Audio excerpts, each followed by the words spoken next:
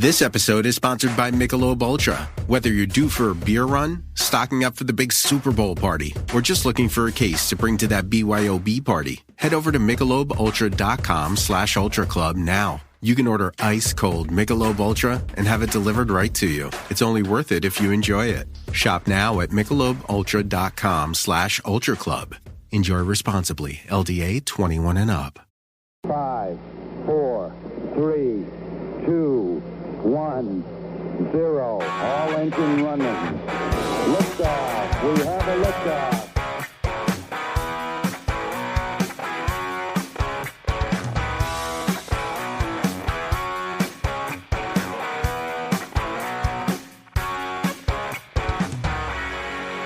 Welcome back to Tennis Unfiltered with me, James Gray of the iNewspaper and iNews.co.uk. I've got George Bellshaw, our resident tennis writer, as always. You just can't get rid of him, quite frankly. And we've got a new voice and face on the podcast, another one. We're hoping to have Calvin a little bit later on. But in the meantime, a much more than capable replacement in Tumaini Carayol, the tennis journalist for The Guardian. Tumaini, welcome to Tennis Unfiltered. Thanks for coming on. Hello, thanks for having me, guys. No, our pleasure. George, you're losing your head. Yeah, I'm not very happy with the football, but I'm going to decide not to bore people and not to work myself into a rage about it for various reasons. We've got we won't talk too much about fantasy football because there's loads of tennis to talk about. We're going to talk about Jessica Pegula today. We'll talk about David Haggerty. We'll talk about Carlos Alcaraz, Novak Djokovic, and a whole host of other players as well. And probably quite a good way to start with Jessica Pegula this week. People may or may not, but if you haven't, I recommend you go and read her piece on the Players Tribune, which was entitled "I Want to Talk About My Mum."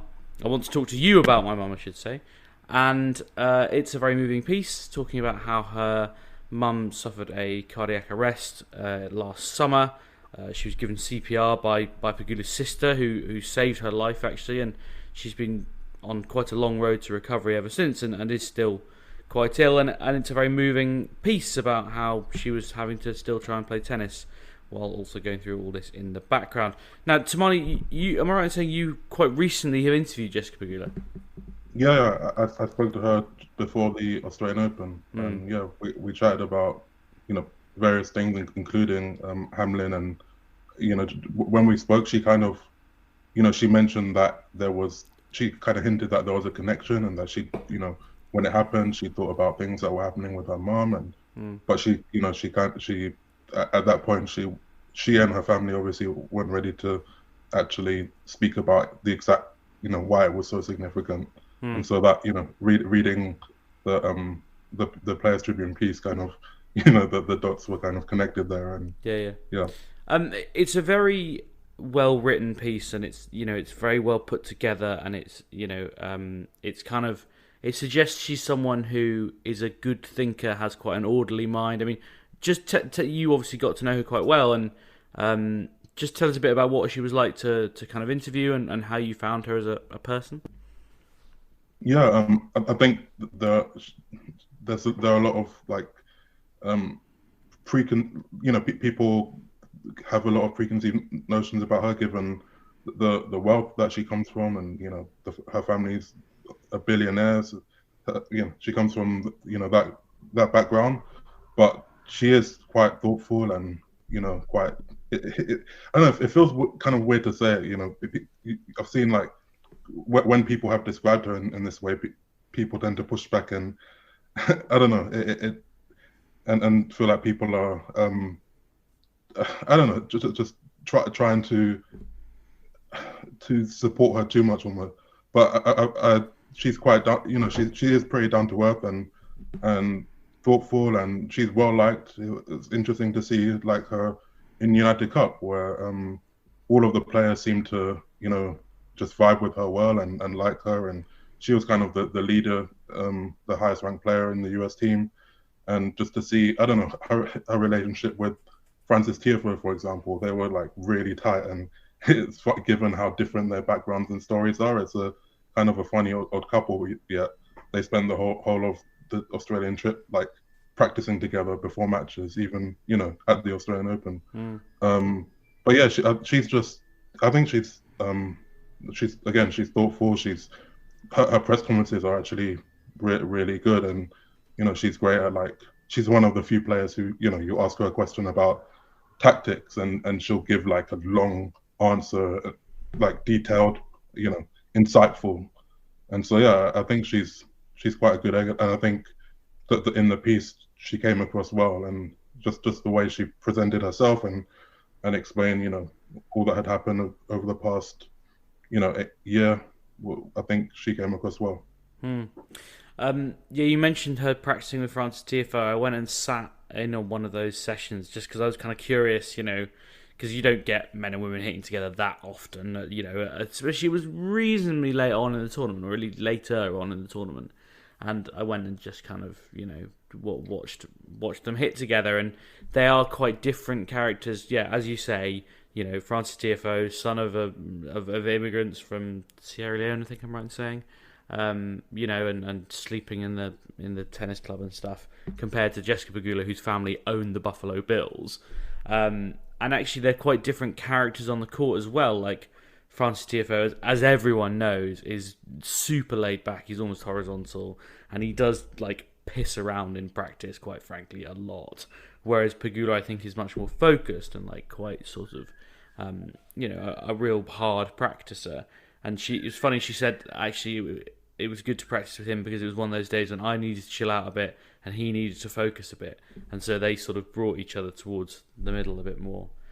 George, it was you who put this Pegula piece at the top of the running order. I mean, it's always great when players share something of this, and it's amazing when they can do it and do it, so eruditely. But it obviously jumped out at you as well. Yeah, I think sometimes it's easy when you're watching sports to kind of lose a lot of that human aspect and just think, oh, why aren't they playing well today? Or, what they're living a great life where they're traveling around, following the sun, and sometimes you can lose sight of the human beings behind the racket, to steal a phrase from Noah Rubin. I was quite moved by this, to be fair. I mean, it must have been a really, really challenging, hard thing to go through, regardless of wealth and status in life. Personal challenges can hit anyone. And, to have kept going on the tour as much as you've done, and not just going, but playing some really good, high-quality tennis. I wouldn't say it's notably affected any of her results, if anything. Has been, I think,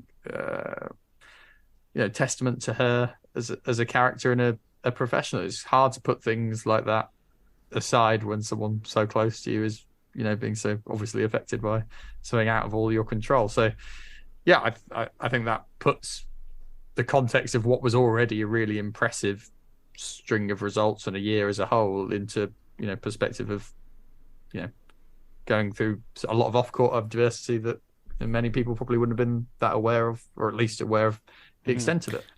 Just to kind of bring people up to speed, if they haven't read it, she says her mum is working hard in recovery, improving, but where she ends up is still unknown. She says she's having quite a lot of problems, kind of neurological problems, which is what happens when you suffer a cardiac arrest and you're obviously without blood pumping around your body for a period of time. But she is improving, but yeah, clearly still a long road to go. You mentioned, George, there is obviously a personal element to this, but there's also a professional and a tennis element. And it's interesting when someone like a world number 4 comes out and shares it. But I think maybe what I had forgotten, or something that I don't always appreciate, is Jessica Pegula is 28. She's not a spring chicken. She's not a kind of, an ordinary breakthrough. But maybe this is something that we're going to start to see more in the women's game, where more people will make the breakthrough at a later age, because it feels like in this rotating cast of WTA stars who can't seem to cope with the pressures of being at the top of the game, it's maybe actually the older women who have the kind of, the experience and the ability to cope with that kind of pressure. Yeah, and maybe. Yeah, I don't think anyone would have looked at Pegula per se as someone you'd think would have been a contender to be a top 5 player 4 years ago, for example. To be honest, she there is something to be said that a kind of later, less pressured rise can be, even though there's always your own internal pressure and kind of pride in wanting to be an athlete, it's tough when you're an 18-year-old like Raducanu, for example, to have a really great breakout, and now everything you're doing looks like a failure by comparison, to be honest, and that's how you're treated. I wouldn't want to say there's a right or wrong approach to it, but it is, your career is often defined by what you do at a young age and then how you do against that at an older age. So for Pegula, it feels like she's had a very steady upward trajectory the last few years, and you can put that down to the maturity. And hopefully, not to make it about Raducanu, because it's not really, but hopefully she can kind of almost shake off that younger stuff and look at players like Pegula and think, okay, there is a long way to go in my career.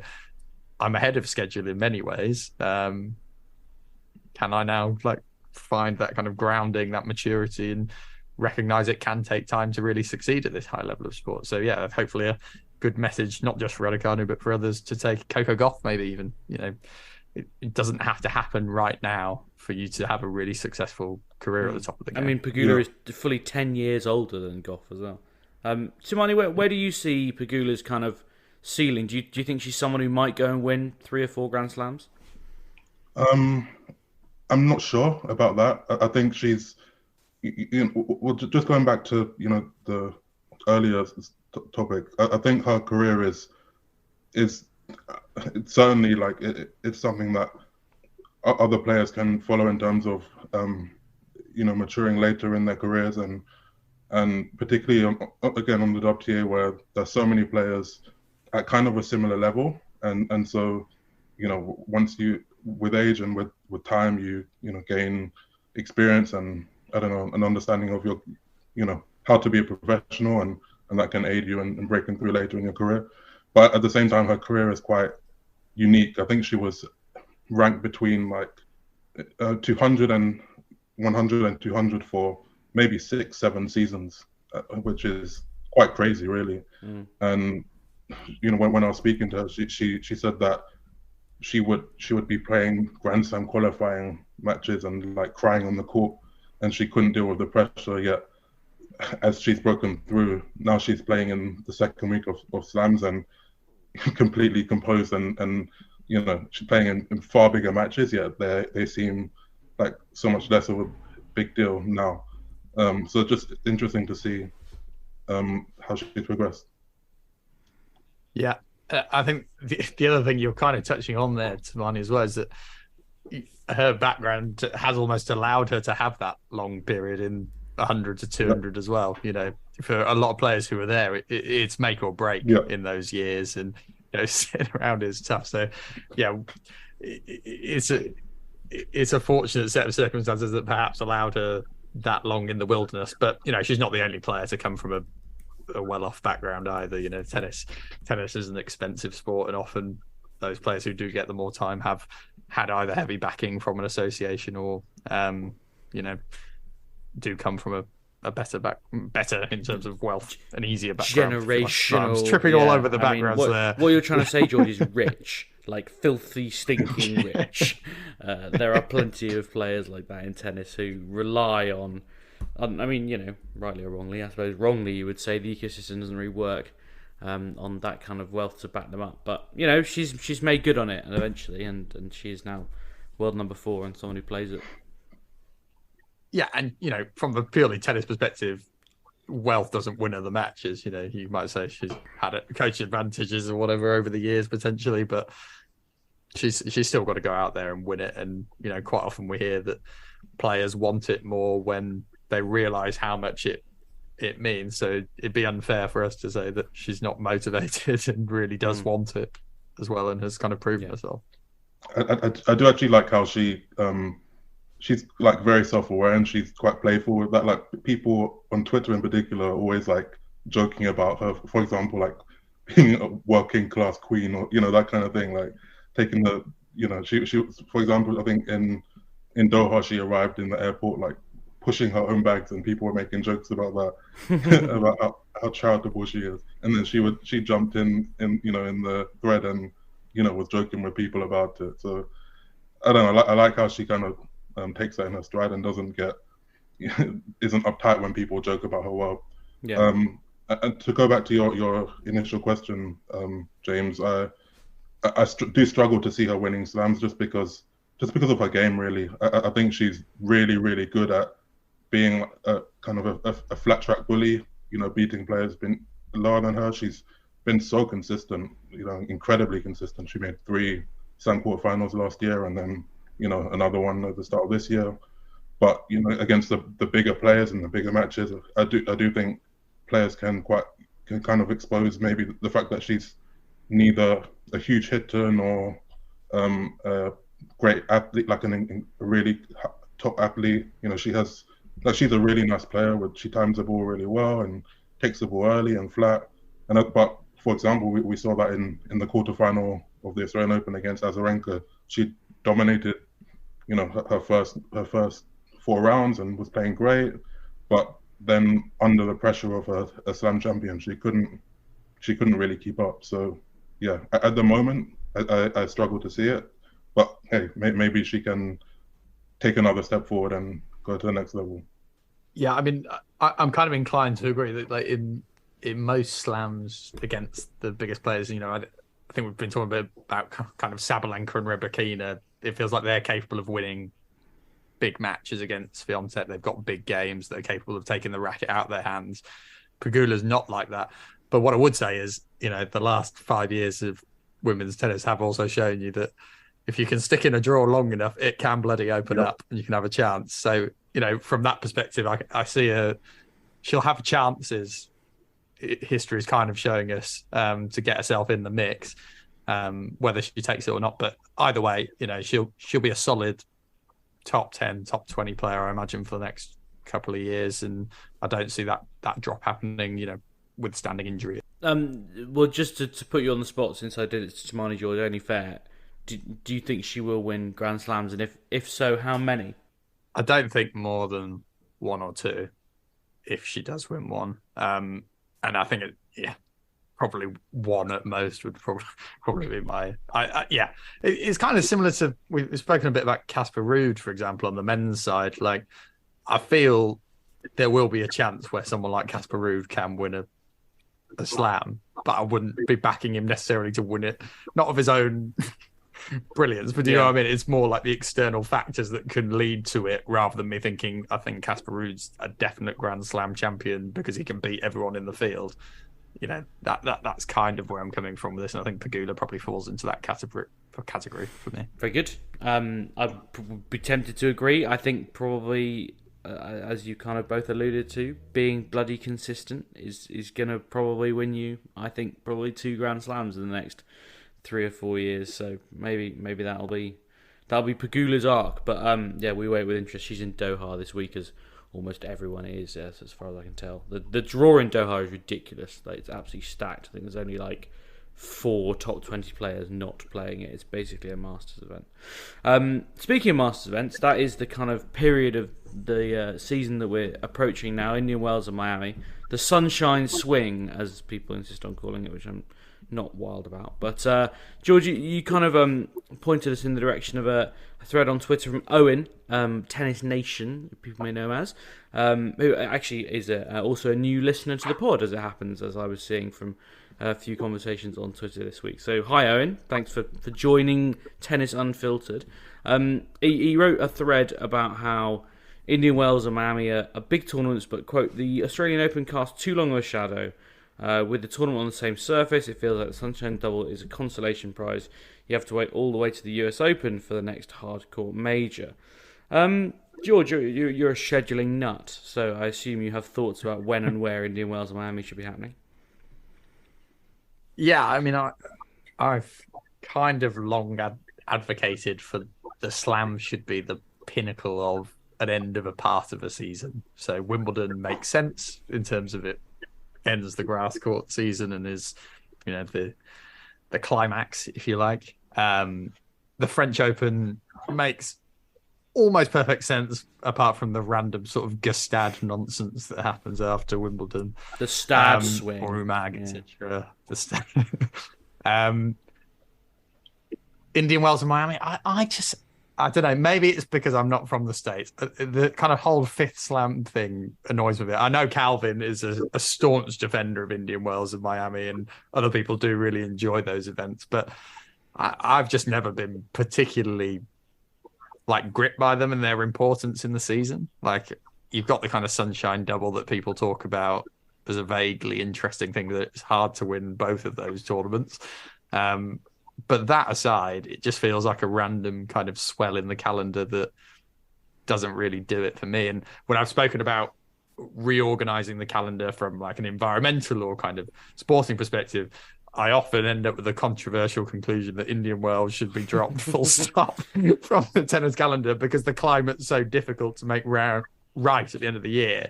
But if you take the emotional attachment to Indian Wells out of it and what's his name's money that backs it and makes it a very kind of lucrative tournament, it is quite hard to make a compelling case from a sporting essence, if you like. And I think it's not just Indian Wells and Miami I'm having a go at here, because the whole kind of indoor swing at the end of the season has a bit of a similar feel to me as well, where I don't think it adds much in terms of, if you're trying to create a narrative of a season, it should finish at like big events like the US Open, and then potentially the only things that should come after that are like ATP finals and Davis Cup finals for me. That's kind of how I see it in terms of a sensible sport. Whereas tennis kind of feels like you've got these four massive things that everyone knows about and everyone cares about, and then this, what should be an important thing, is the kind of overarching season race like you have in F1 with Hamilton and whatever. You know, you feel it at the end of the season. Tennis doesn't, I don't know, it struggles to capture that narrative because its biggest events don't coincide with that happening for me. I think also, I mean, Owen says that the Australian Open casts too long a shadow. I almost think it's the opposite. I think the Australian Open just doesn't have, like, 16th of January it starts. And, like, I know tennis players basically don't really do Christmas, but, I mean, Tumaini, I don't know how you feel about it, but it feels to me that the Australian Open needs to be, like, 2 or 3 weeks later to give it a bit more of a chance to sort of breathe. Yeah, I mean, I think it's completely insane and crazy that tennis, that such a big tournament is so soon in the season. Like, players just arrive for the first day and suddenly you're, fighting to the death at the Australian Open. But I don't think that's ever going to change, really. I think they're really, since the Australian Open coincides with school holidays and things like that, they'll fight for that spot in the calendar. So I do agree. I think it would be better even if it was in February, and perhaps even if Miami or Indian Wells was before it. But I don't think that's going to happen. And so since it isn't going to happen, I'm actually not. I don't mind where Indian Wells and Miami and where they are in the calendar. I also like the tournaments going on right now. I think they're not that important, really, and so for players who maybe played until December and want to take a breather, they can. Not many will, I'm sure, but I do like that that's an option for players who maybe end the Australian Open feeling fatigued. And just one more thing on Indian Wells and Miami, I do like the challenge of playing both of those tournaments and trying to win them. And I have to disagree with you, James. I like how it's that sunshine double branding has come about in the last few years, just because it I don't know, it makes it seem more significant, in my opinion anyway. What I don't like about those events is just how bloated and long they seem. The fact that they're 2-week events, but they start, essentially the top players don't show up until the Friday because the main draw starts on Wednesday and then there's a bye in the first round. So that's not enjoyable for me. The other one thing in kind of response to that, the thing that may potentially affect the Australian Open going forward is, of course, the temperatures there, which are kind of going up and up, and that's potentially the one thing that could force the hand of the calendar in the long run. But I agree, from a kind of school holidays perspective, it's kind of optimal time. The other thing that might potentially be interesting, and is also incredibly unlikely to happen, but I do sort of wonder whether there's scope for tennis to have a non-calendar year season and actually maybe have like a kind of a November start into February and then kind of finish straight at the US Open. Just as a fun other idea. It feels like if you're stuck with that spot and need to change it, then the lead-in could come by mixing up the calendar year, but I'm fairly sure that'll be having like an probably indoor more trouble than basically it's worth. you make Paris Masters like you have an indoor swing before Christmas, right? Yeah, as the start of the season, the build into Australia, but it's never going to happen, is it? Things don't change in tennis quickly. That's for sure. Should we? I mean, George, I don't know how much there is to say about this, but you've included Nicolas Mahut having a fight with the ITF and really anyone who wants to have an argument on Twitter and in the media. Well, I think that there's a few things I wanted to flag from it. Is that first of all, Mahut's absolutely right in the sense that everyone said at the time this deal was being struck, it was too good. So just to kind of fill people in on the kind of bare bones here, Nicolas Mahut, along with lots of other people, thinks the ITF has colossally screwed up the Davis Cup, partly by rejigging the format and also by selling it to Cosmos. A deal that's now gone to the wall in a $3 billion 25-year contract that has gone. And George, you think Mahut's got a point? Well, I think at the time, everyone who saw that deal saw Haggerty kind of lining the pockets of his shareholders in the ITF and wasn't really delivering much and kind of making these grand promises. But anyone with any sense who looked at the deal and what was going on said it wasn't going to work and it was unlikely these people were going to stick around in the long term. And, you know, probably people weren't following it that closely because it was fairly niche tennis politics as ever. But, you know, for those of us who were, this was something we warned about a long time ago. So Mahut, you know, has always been a big advocate of the Davis Cup and, you know, was right in his criticism. I also just found it mildly amusing that Guidicelli has just kind of come back at him in like the most petty way possible on social media, being like, you know, maybe you can have a career as a pundit because no one cares about a 40-year-old French player or something now, which is just, you know, good old tennis spatting, which is something I also enjoy as much as tennis politics. It's the backbiting that we so desperately need. It's also good old Bernard Guidicelli, who is petty is his middle name, really. I should know that's you know, he was former FFT president and who had many issues with.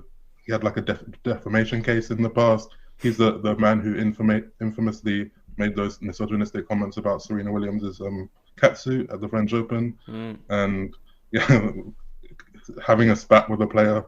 I should know he's also the man who he was obsessed with Facebook Lives a few years ago, and that was when he announced, you know, when Sharapova was coming back from her suspension, and he announced that she wouldn't be getting a wild card into the French Open dramatically on his Facebook Live. God, and I remember doing that. Jesus. So him having a petty spat with a player and a French player, his former player in his at the FFT is very on brand. Just briefly, Tumaini, because you know we've talked about Davis Cup a lot on the podcast, and people know where George and I stand on it. But do you back this finals format that we've got now, or would you rather go back to home and away? As far as a fan and a viewer of tennis, I definitely much prefer home and away.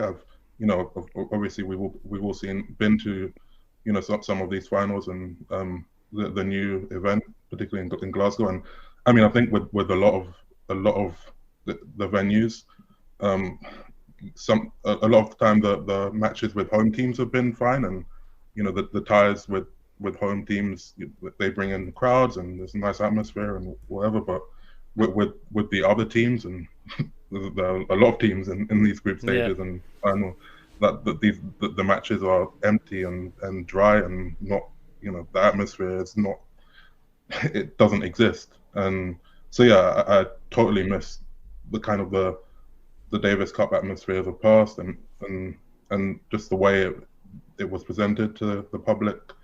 And I totally understand that for the tournament, for the ITF, it wasn't very lucrative, and it was also difficult.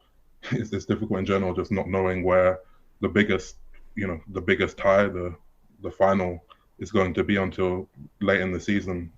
Booking stadiums, things like that is difficult. But yeah, just as a fan, I definitely prefer the old format, and I do think that this has been quite a failure, really, given how it has predictably ended, and how all of those Gerard Piqué's promises have unsurprisingly turned out to be false and failed, really. Yeah, and to be fair, Mahut, I mean, he's always one to speak his mind, but he has the backing of a lot of people in tennis. I mean, they are queuing up to take chunks out of the ITF over this, because it's universally been seen as an absolute cock-up from start to finish. When we come back, we'll talk about Novak Djokovic, Carlos Alcaraz, and a whole lot more.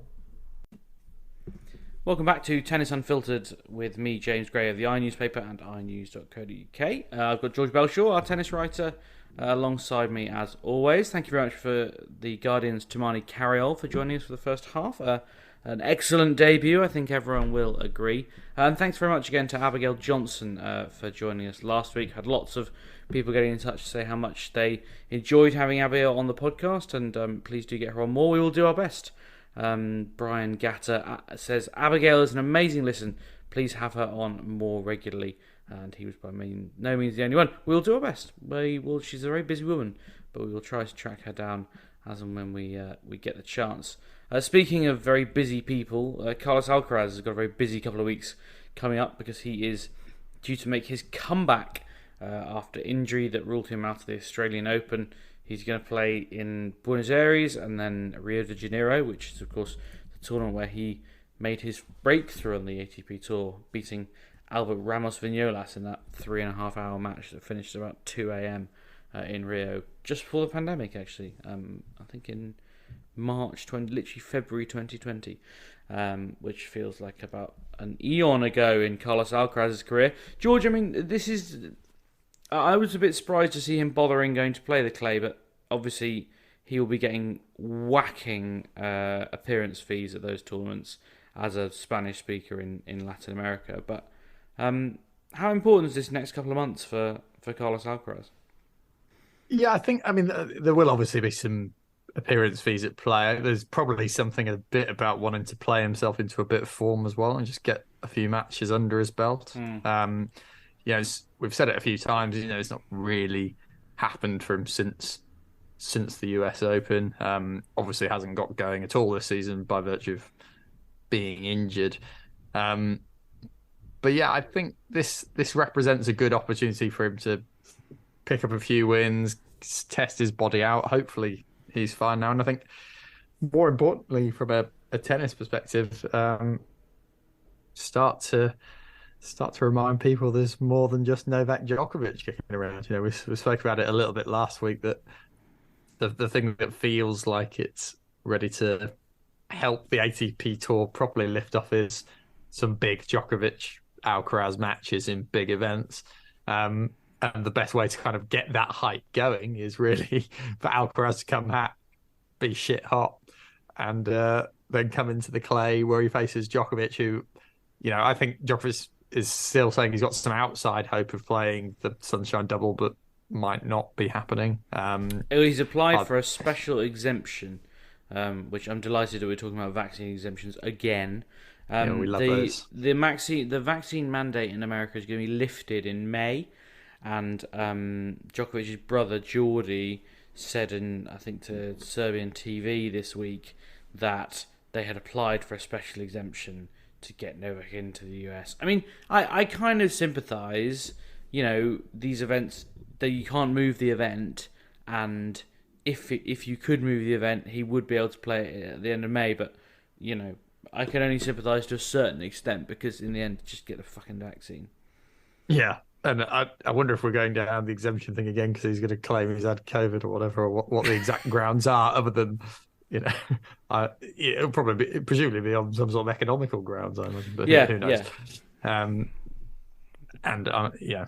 Whether the US government decides that's a worthwhile can of worms to open again, well, we shall see. But anyway, regardless, it feels like Alcaraz has got this little swing without Novak sniffing around, where he can kind of lay his claim again to be the best on the tour, which nicely sets up the clay, and also factoring in, hopefully by then, Rafa is back in some sort of good shape after a period of rest. And, that's really the best we can hope for, because if we can get lots of good Djokovic, Alcaraz and Nadal matches, assuming Nadal, and it's not an assumption I'm definitely making with confidence, but, history has shown us he does typically come back and be quite good on the clay. And if his body is not going to completely fail him, then that's a pretty nice position to be in, having the three of them hopefully in form and firing. So, yeah, mildly optimistic for men's tennis for the next 5 months, but it can often be dashed quickly, James, I'm afraid. Well, yeah, and it's also trying to get them all at the same tournament. Like, Djokovic can't play the two US ones. Nadal will pick and choose his way around the clay court season. He does Nadal. I mean, Nadal does usually play Monte Carlo, doesn't he? Yeah, of course. But I starting to get a bit of a feeling, a WTA style feeling, where it's like, yes, there's some good players, but they keep bloody avoiding each other. And I'm sort of feeling that this late stage of the Djokovic-Nadal rivalry, excuse me, that's how I feel about it.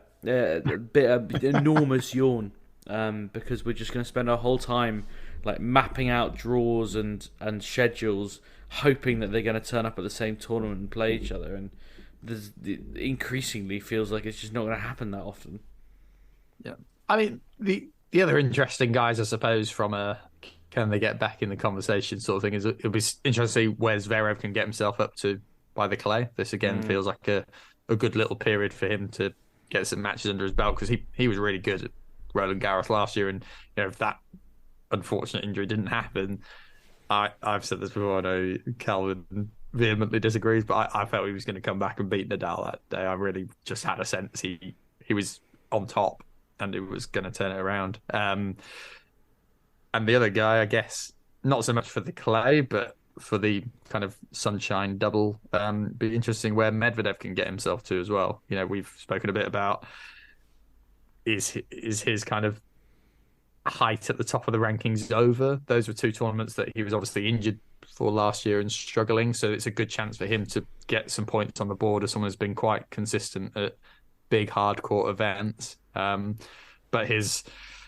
cloak of invincibility on hard courts has been pierced a little bit, even though, as I've said, I think he's lost to some good players on the hard courts at bad times for playing them. He needs to start racking together some wins. So, yeah, there's potential optimism and interest in this little swing in terms of some of the fallen or absent stars, if you like. And, of course, the final hope for Dominic Thiem to get back for the club. I'm not holding hope on that. I did wonder how long it would be until you said Dominic Thiem. I was like, we can't talk about clay court contenders much longer without the inevitable Dominic Thiem arriving.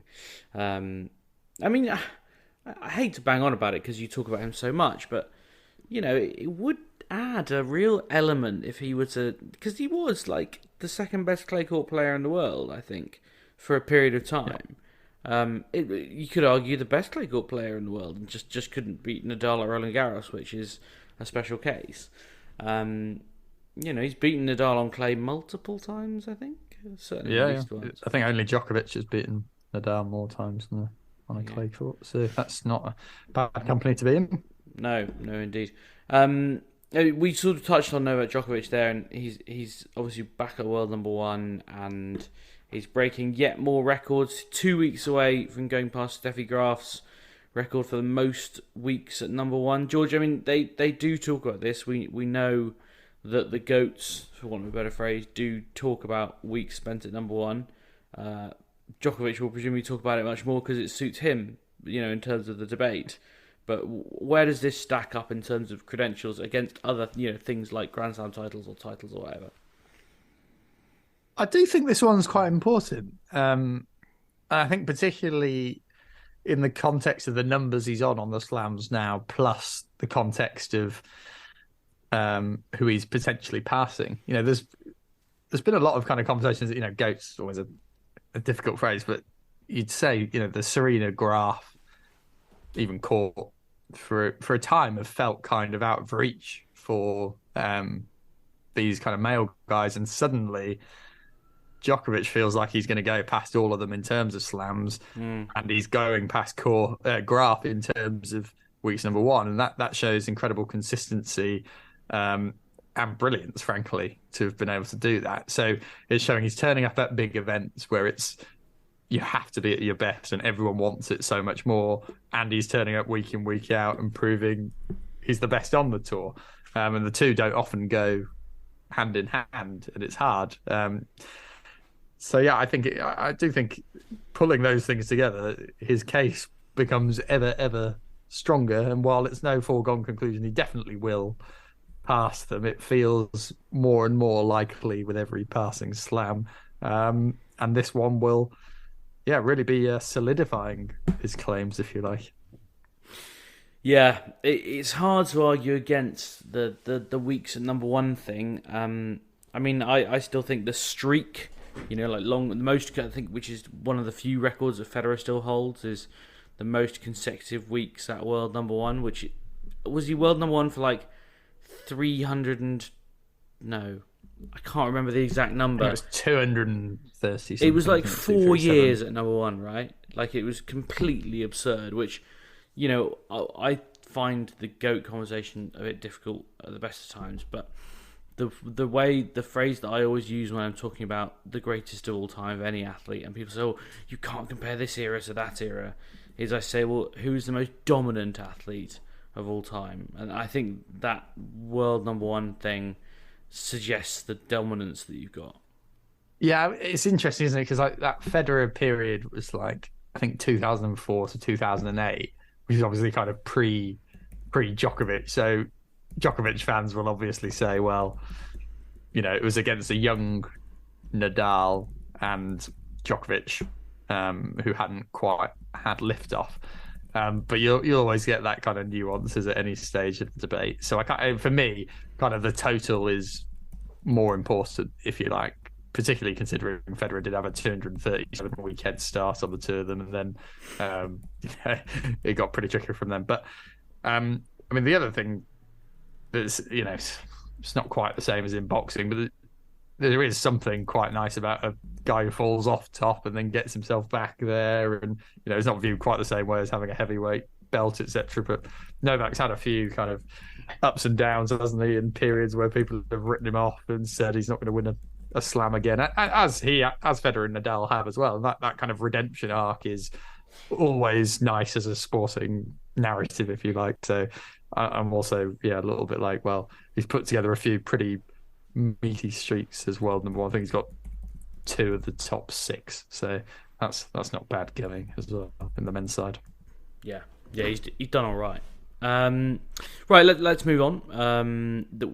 Because we're recording on Sunday night, which is a little bit unusual for us, and because of where the tennis is this week, we don't have the final results of all the tournaments that are going on this week in this kind of weird swing where we've got the golden. What does it call it? The golden swing, the South American clay in February. No, golden swing. No, is it not something like that? Maybe that's literally just Juan Ignacio on Twitter, and he is biased because obviously he's South American. I call it the South American swing, I think, is the only thing I've ever called it. But maybe it's I don't know. Maybe we need a name for it. We've got the Stad swing, so I don't know what this would be. But anyway, less of that whimsy, more of actual tennis. We do have one result. Jannik Sinner beat Maxime Cressy in Montpellier to claim the 7th title of his career. He's still not 22, and he's won 7 titles. He's 7-1 in ATP finals. George, you don't necessarily associate indoor courts with, Jannik Sinner's success, but I suppose the conditions probably do suit him reasonably well, and good to see him play himself into a bit of form. Yeah, I think he's good on a hard court. I see him as being fairly good on most surfaces, and even probably the one he's weakest on has been grass historically. He's still, did he get the semis of Wimbledon last year or quarters? I can't remember now, but quarters. Yeah, I mean the players he's beaten this week: Fuchsvik, Sonego, Fee, Cressy. They're guys Jannik Sinner should be beating if we think he's as good as he can be, but should be, and actually going out there and doing it aren't often the same things. And he's done it. Sorry, I mean he had a walkover against Fuchsvik, but the other guys he's swatted aside in straight sets, and that's about as good as you can hope for after a slightly disappointing end to the Australian Open. I did really fancy him to beat Tsitsipas in that match, given where Tsitsipas felt like he was at that moment. And he came back from 2 sets down and then lost in a fifth. And he's had similar results at the US Open against Alcaraz, where it felt like that match was on his racket. Well, I mean, it was. It literally was.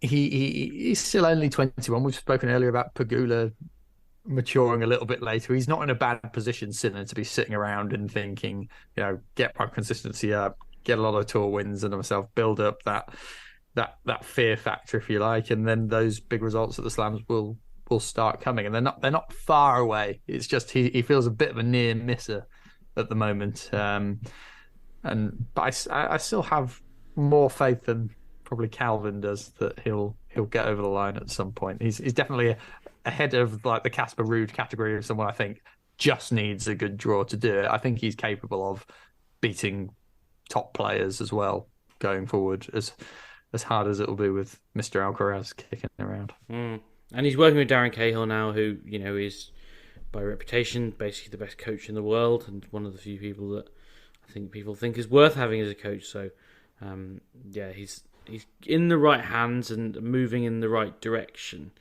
I also note this week in Dallas, John Isner became the first ATP player to win 500 tiebreakers, which is so unworthy of celebration, George. We should be shaming him for that. Yeah, it's a pretty crazy number to kind of think about. Like when you think about, we quite often like to celebrate 500 match wins as a whole, which is in itself a very, very, very, very good achievement, I think, that very good players do. But 500 tiebreaks is still such a lot of tiebreaks. Like that guy just never stops playing, then, does he? I mean, look, he has had one of those careers where he's had an unreal serve, not many unreal other aspects of his game, but that one shot is so good that it's kind of dragged him to be a top 10 player, and stick himself in little pockets of tennis history.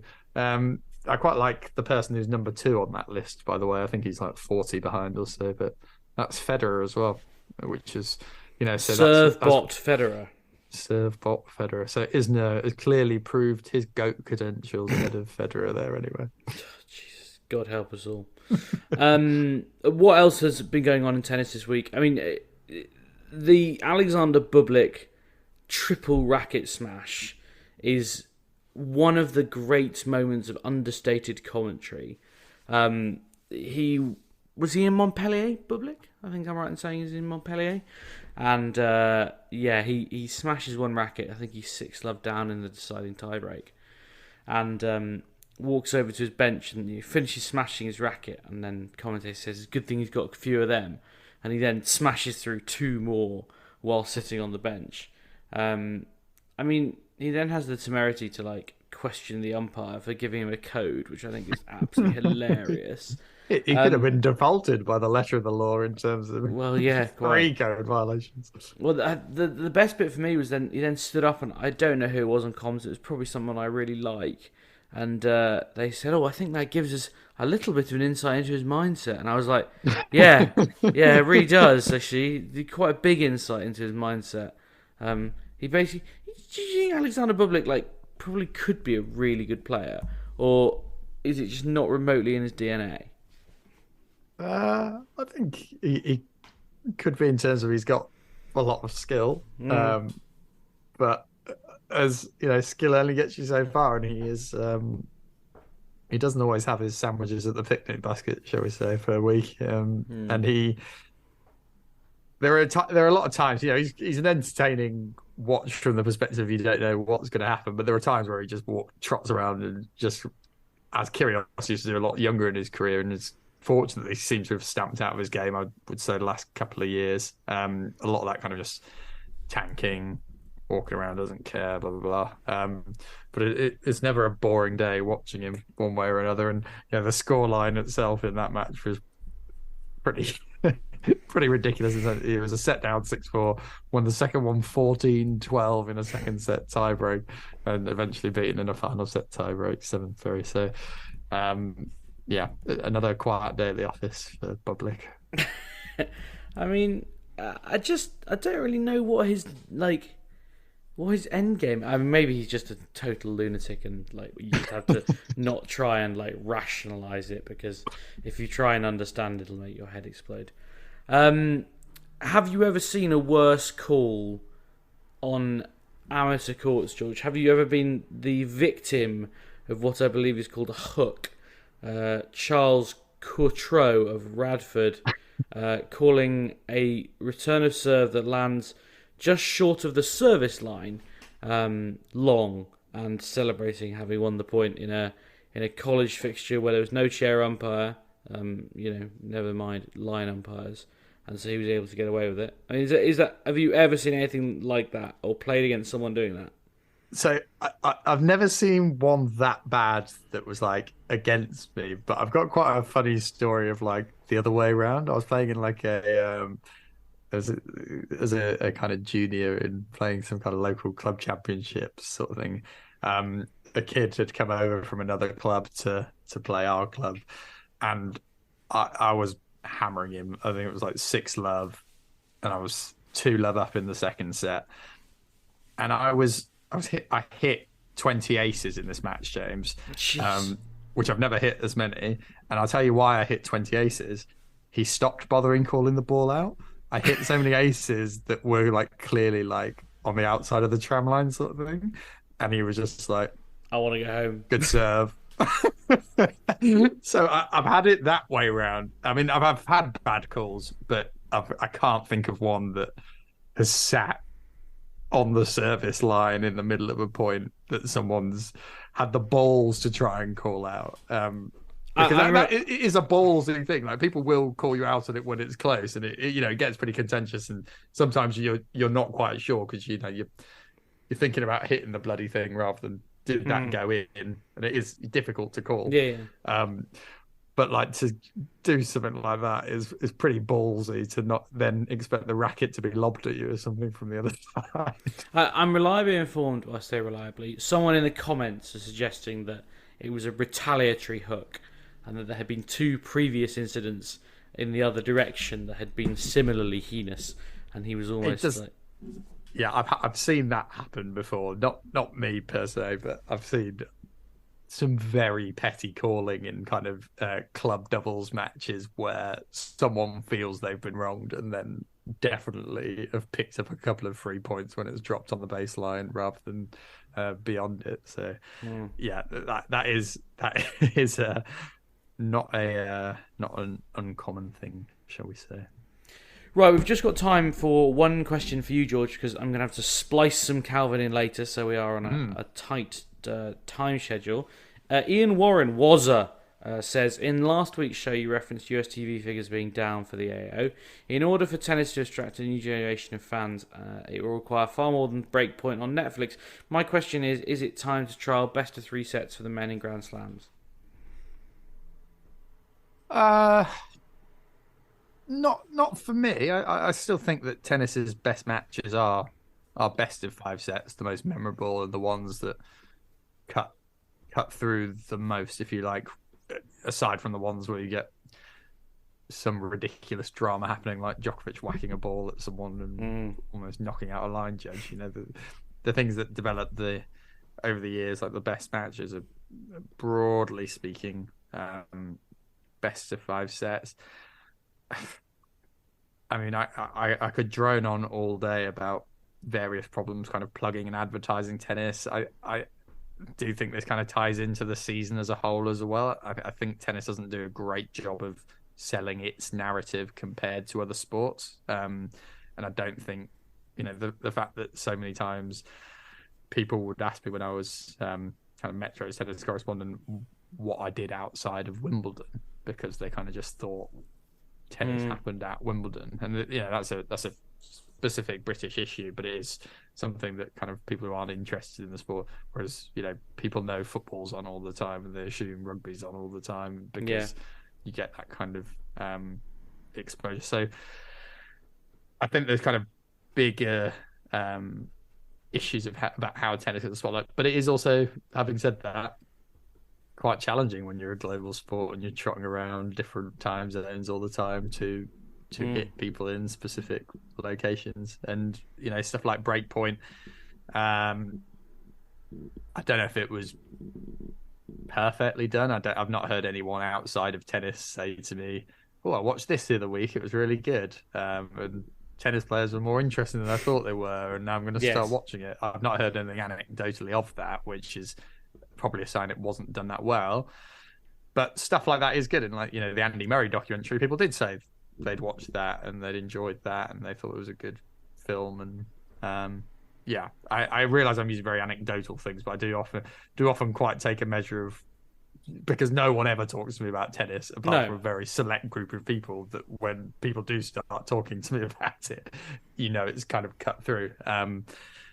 So there's huge challenges, but stuff like Breakpoint maybe was a right idea, of just not as well executed as it could have been. But who knows? There's still 5 or 6 episodes to come with that, aren't there? So you never know. In those, there might be something so outlandish and outrageous that suddenly captures the imagination of every young kid who storms out to get a racket, and the next Federer is born or whatever. But we'll see. And on that optimistic note, we might leave it there. We'll come back with Calvin live and exclusive from Dallas. Now, as many of you will know, Calvin is currently out in the States with Henry Patton, who he coaches, who's playing doubles with Julian Cash, who won so many Challenger titles last year. They're playing a couple of 250s. They were this week in Dallas and now have moved to Delray in Florida, which is a real hotbed of tennis talent at the best of times. Now, Calvin unfortunately couldn't join us for the main podcast because of practice schedules and time zones making it tricky to arrange, but I did have a couple of listener questions for him that I thought I would put to him, and he was kind enough to send back a couple of voice notes. And I started with one from Tennis Ranter on Twitter, who said, "I saw that Oliver Bonding won a J300 title in Colombia this week." It's a junior title. "Could Calvin explain the different tiers of junior tennis to gauge how big a win a J300 title really is?" Well, I put that to him, and here's what Calvin had to say. Okay, yeah. So junior tennis tiers. Right. So you've got the Tennis Europe events, which are sometimes known as ETAs. I don't know why, but that's what they're sometimes called. They are... well, I guess it's European Tennis Association. That's why they call that. They're the under 14s. So they do a couple of under 16s, but nobody really plays those. So Tennis Europe is the under 14s, and they have 3 grades of those: grade 1, grade 2, and grade 3. Grade 1 being the best one. So the best under 14s players in Europe, but generally in the world, tend to play Tennis Europe events. The biggest one being the one at Tarbes, which has just happened. That's kind of seen as the under 14s World Championships, kind of along with the Orange Bowl in America at the end of December, but mainly the Tarbes one. So then what happens then is there is no under 16s international level tournaments really. So you go to the ITF events, which are the under 18s events. Now the ITF events have 6 grades officially. They have grade A and then grade 1, 2, 3, 4, and 5, or as they've now started calling them 5,000 that kind of thing, or 300s or whatever they call them. But they're grade A. The grade A's are the Grand Slams, and I think there's one World Championship. And then everything else, the grade 1s are the other biggest tournaments, grade 2, grade 3, grade 4 and grade 5s. Now, because there is no under-16s World Championships, what tends to happen is the grade 4s and the grade 5s and the grade 4s tend to be for players who've just come out of under 14s tennis. So they've just they're in their first year out of that, and they tend to be the kind of local players who are over that age. So you might get some local like 17 and 18-year-olds, and they're playing against the good the good 14, 15, 16-year-old players in the world. Then the grade 1s and 2s tend to be the best players in Europe for under 18s, but sort of 17-year-olds, that kind of thing. And then the grade 3s tend to be a kind of bridging between those. So the guys who are too good for they've come out of the grade 4s and 5s, and but they're not quite making the list for the grade 2s and 1s yet. So that's basically what Oliver Bondin's just won. He's won a grade 3.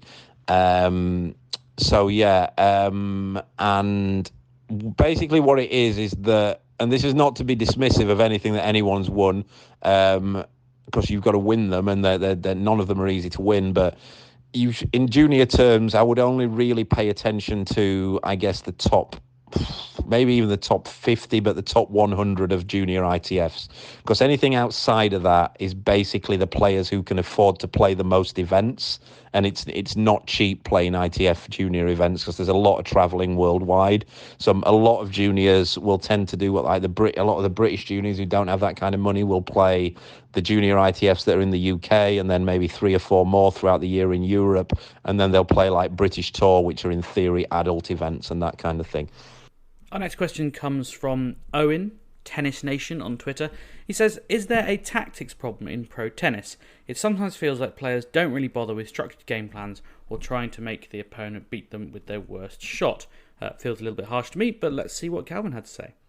I don't think in the men's game, I don't think there's a tactics problem. I think no more or less than there has been ever before. You get some players who are smarter, some players who tend to rely on their big shots. For example, Murray is a tactical genius, always has been. He likes to problem solve and work out ways to beat his opponents and find holes in their game and exploit them. And then you're always going to have guys who do that right through, and you still get them now with players like Jensen Brooksby and guys like that, not to the same level, but similarly. And then you're always going to get guys, like Nadal has always been tactically very astute. He problem solves in the game.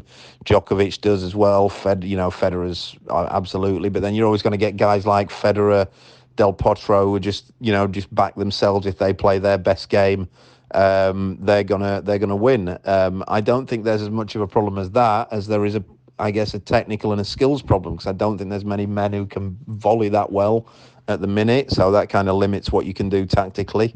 There's a lot of poor backhands around. I think even in the top 20, there's a lot of players who don't have very good backhands, just big serves and big forehands. So maybe that will lead to a tactics problem, but I don't think it's there at the minute. I think if some of the male players had a bit more variety in terms of volleys and backhands, they could maybe open up some more options for them tactically, but I think that comes first. In the women's game, again, there hasn't been much tactics in the women's game for 15 years, I'd say now. It's been a thing that the women will basically hit the ball as hard as they can, and whoever hits it better on the day will end up winning. And that's not to be dismissive of the female players, but if you watch the majority of matches, we just watched the Australian Open final, and that was the case. Whoever hits the ball cleaner, whoever plays better on the day will win. But I don't think that's much of a change with how it's been over the last 5, 6, 7, 8, 9 years. That's just the way that the women's game has developed, I think. And finally, of course, we had to ask Calvin about that line call, which went viral on Twitter this week. Is it the worst one he's ever seen? It's just ridiculous, but I've no doubt that something has happened before that. The player who's made it, I assume, thinks or knows that he's been cheated by the player at the other end, and he's just taking one back. what happens in tennis now, though, in college tennis now, though, is you get code violations for them, for bad calls, and it's the same as in any normal code violation. It's a point deduction, game, and then match. So it doesn't happen a great deal, although it does happen in college tennis. But I found the weirdest thing about that was I found if that was me and I'd been cheated in a match and I was going to hook them back in that regard, I'd have waited till there was one closer, because I think that would piss them off more.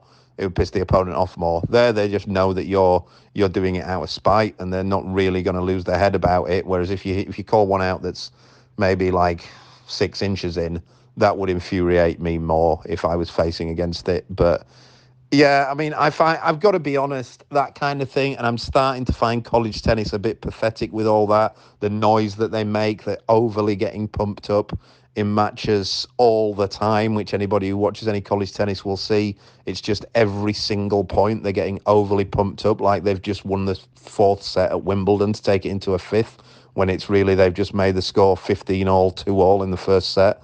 The coaches getting overly involved, overly excited. I find that a bit silly. I do worry a little bit about college tennis, to be honest. I think it's getting a little bit silly in that regard with that kind of thing, and there are some bad line calls apparently going on. But yeah, I wouldn't say it's the worst line call I've ever seen, just because it's too obvious. I think the worst line calls are the ones that are closer than that but are 100% terrible line calls.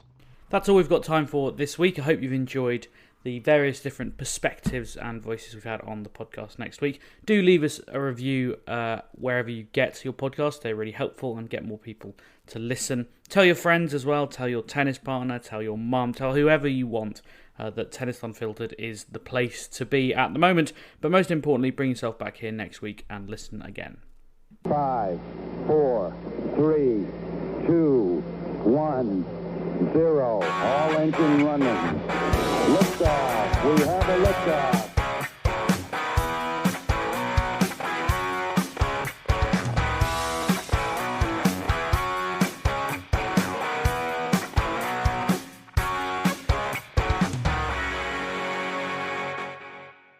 Sports Social Podcast Network.